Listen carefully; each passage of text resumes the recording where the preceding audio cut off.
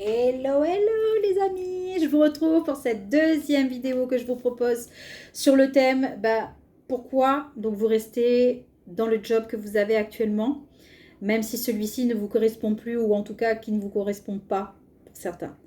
Donc la première vidéo que je vous avais fait, c'était sur les 5 raisons qui font que on reste dans le job qu'on a actuellement, malgré que celui-ci peut nous entraîner vers le burn-out.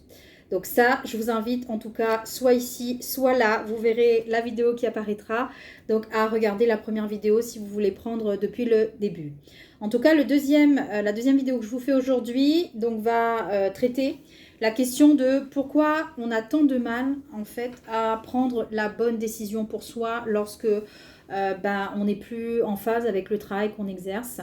Et là, je m'adresse donc aux personnes qui sont comme moi, c'est-à-dire managers, les encadrants, les chefs d'équipe, voilà, les personnes qui ont des postes à responsabilité ou en tout cas qui ont des postes décisionnaires et qui, à un moment donné de leur carrière, se rendent compte que soit ils sont arrivés au bout de leur chemin professionnel et que ça fait peur, on se dit qu'est-ce que sera demain, ou soit ils sont plus alignés en tout cas avec la politique de l'entreprise dans laquelle ils sont et ils se demandent vraiment qu'est-ce qu'ils foutent là.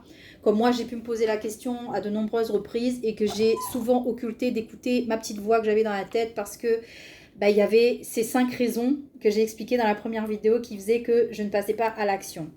Maintenant, donc, je vais aborder avec vous pourquoi on a tant de mal en fait à prendre cette bonne décision pour nous.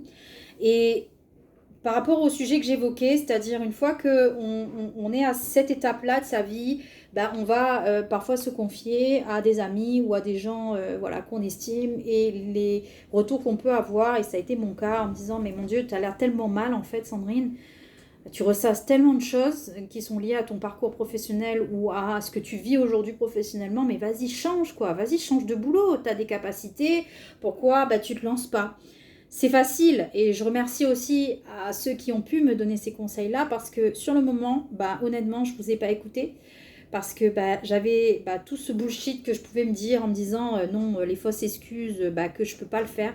Et au final, c'est plus facile effectivement à dire qu'à faire, mais c'est faisable. C'est faisable en tout cas de décider de changer de boulot ou en tout cas de reconsidérer son approche par rapport à sa carrière professionnelle.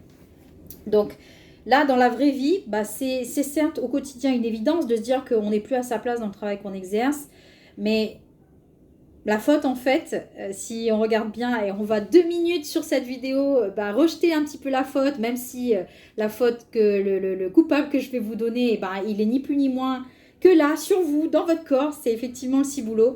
La faute est effectivement à la tête, aux pensées qu'on peut avoir, à tout ce qu'on peut se dire au quotidien et effectivement à tous ces processus psychologiques qu'on entretient au fil du temps, soit consciemment ou inconsciemment. Hein. Donc il y a 4 raisons là pour le coup qui fait qu'on passe pas, en tout cas on prend pas la décision si simplement que ça. La première déjà c'est que le cerveau qu'on a, donc on va faire un petit peu de culture au niveau de ce que nous amène à faire notre cerveau. Donc le cerveau, il est tout le temps en fait en permanence, il est là pour évaluer le rapport en fait entre l'effort et la récompense. Alors pour faire simple, ça signifie quoi? Ça signifie en fait que en se disant comment vous dire ça?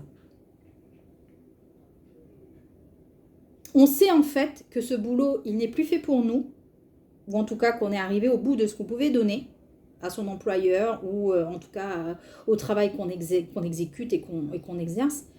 Mais on remet en fait à demain. On remet tout le temps à demain. Pourquoi? Car changer de travail, changer de job, ça demande aussi des efforts. Et ça demande de nombreux efforts. Et la contrepartie de ça, de ces efforts aussi, c'est qu'on ne sait pas. On ne sait pas en fait quelle est la contrepartie. On ne sait pas non plus quels seront les bénéfices de passer à l'action et d'effectivement de mettre en place tous ces efforts-là. Donc quand je vous disais que le cerveau, il évalue toujours le rapport donc effort à récompense, c'est par rapport à ce que je viens de vous expliquer. La deuxième raison, donc pour laquelle on a du mal à passer à l'action et à prendre la décision effectivement de changer de vie professionnelle ou en tout cas de réinventer sa vie professionnelle, c'est que la neuroplasticité du cerveau, elle entretient en fait des comportements qui sont répétitifs avec le temps. Donc là, qu'est-ce que j'entends par là? C'est-à-dire que on préfère, l'humain en tout cas, préfère rester dans ce qu'il connaît.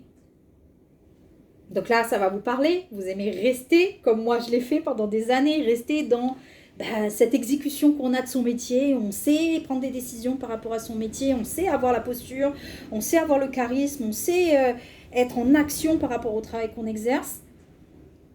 Et on préfère rester là-dedans.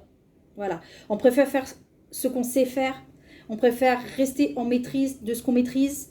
On préfère exécuter parfaitement ce qu'on a appris pendant ces nombreuses années, donc grâce à l'expérience professionnelle qu'on peut acquérir. Et tout simplement, on préfère rester dans le confort dans lequel on s'est installé, et ça, malgré que ça soit inconfortable. Plutôt que d'affronter l'incertitude du changement. C'est-à-dire, ok, on ne sait pas où on va aller, on ne sait pas qu'est-ce qui va nous attendre après, mais à un moment donné, prendre cette décision aussi de changer, de bouger les curseurs pour avancer et sortir dans cet état d'esprit justement de fatalité, et de se dire, mince alors, j'aime plus ce que je fais, mais oh là là, il faut que je fasse avec. Le cerveau, lui, vraiment, là pour le coup, il reste... En fait, le cerveau, il est là pour vous faire rester dans cette certitude-là. Il déteste l'incertitude. Et qu'est-ce que ça produit, en fait? Ça produit un tas de scénarios. C'est-à-dire qu'une fois qu'on pense effectivement à ces changements, aux changements éventuels qu'on pourrait avoir, qu'on commence un petit peu à laisser notre esprit naviguer, et hop, le cerveau, il revient tout de suite en disant non, allez ma grande, non. Là, à un moment donné, c'est trop incertain ce à quoi tu es en train de penser. Et ça produit en fait un tas de scénarios. Et le plus souvent, les scénarios, ce sont pas des scénarios qui se finissent bien, ce sont des scénarios qui sont malheureusement catastrophes. Et là, le cerveau, il fait quoi? En fait, il nous ramène à la protection. Il est là pour ça, le cerveau reptilien, il ramène à la protection. C'est-à-dire, non, reste dans ce que tu sais, reste dans ce que tu maîtrises. Et ça, le cerveau, il sait le faire parfaitement, en fait, de nous dissuader de passer donc à l'action. Donc, voilà déjà les deux raisons que je voulais vous donner. Je vais volontairement couper cette vidéo parce qu'il y a beaucoup d'informations. Je vous invite vraiment à réfléchir déjà à ces deux raisons. Est-ce que vous êtes dans cette situation-là? C'est-à-dire qu'aujourd'hui, oui, vous avez envie de passer le pas, mais voilà, ça demande trop d'efforts et vous avez plutôt le sentiment de vous dire, ah non, écoute, je ne veux pas recommencer tout à zéro. Partagez avec moi sous la vidéo si effectivement c'est votre cas et comment vous voyez les choses. Et réfléchissez aussi à la deuxième raison que je vous ai dit, c'est-à-dire que le cerveau, il est là pour nous mettre dans ce schéma de répétition de ce qu'on sait faire, dans cette routine. Et comment vous vivez, vous, cette routine? Est-ce que pour vous, aujourd'hui, c'est encore quelque chose qui vous met des paillettes dans les yeux?